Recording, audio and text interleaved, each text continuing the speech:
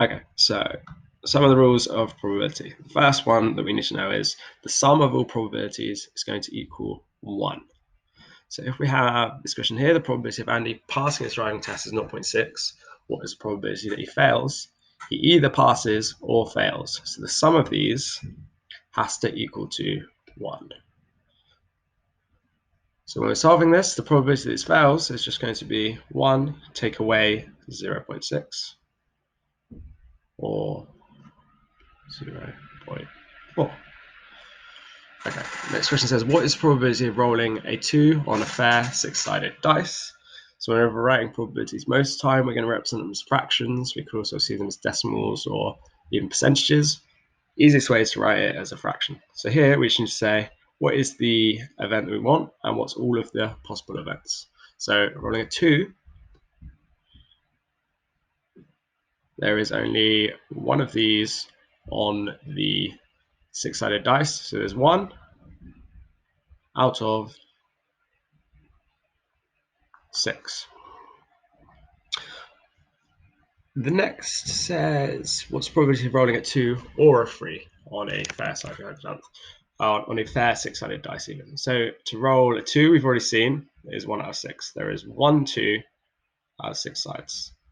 For a 3, it's also 1 out of 3. So all of the possibilities are 1, 2, 3, 4, 5, and 6. So we can say 2 is 1 out of 6, 3 is 1 out of 6. If it's a 2 or a 3, we're going to add these together. So it would be a 2 or a 3. That's 2 out of the possible 6. This is a term that we haven't covered before. You might have seen it somewhere. So the question asks, when a coin is flipped, it can either land on a heads or a tails. Are these events mutually exclusive? Mutually exclusive means that both of these things cannot happen at the same time. So you cannot flick a coin and it will land on heads and tails. So yes, these are mutually exclusive. Another example would be for a football match, a team cannot simultaneously win and lose. So those events are mutually exclusive. The next one's about listing outcomes. So if a fair coin is flipped twice, list all of the possible outcomes. So if we had a head first, we could have heads and then heads. So I'm just going to say H and then H. We'd also have a heads and then a tails. If we had tail first, we could have tails, then tails, or we could have tails, then heads. And that's all the different ways that it can happen. The last question is just a fraction multiplication question. This is something we're going to use today. And if we can remember how to do these, all we need to do is multiply the bottom numbers. So 4 times 4 is just 16. And we multiply the top numbers. So 3 times 1 is just 3. And that is as far as we're going to go with that.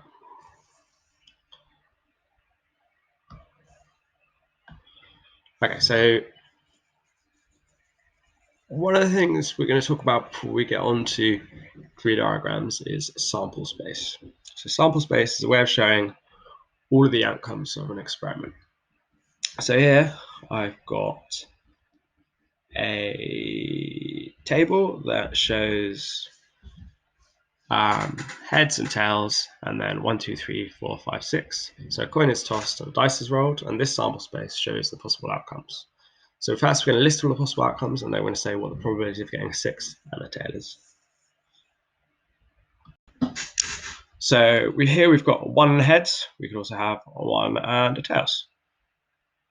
We could have a 2 and heads. We can have 2 and a tails. And so on. So we can have 3 and a heads, 3 and a tails. 4 and a heads, 4 and a tails. 5 and a heads, 5 and a tails. 6 and a heads. And 6 and a tails. And it's asking us what is the probability of getting a 6 and a tails. So this is very similar to listing outcomes. We're just doing it in a bit more structured way.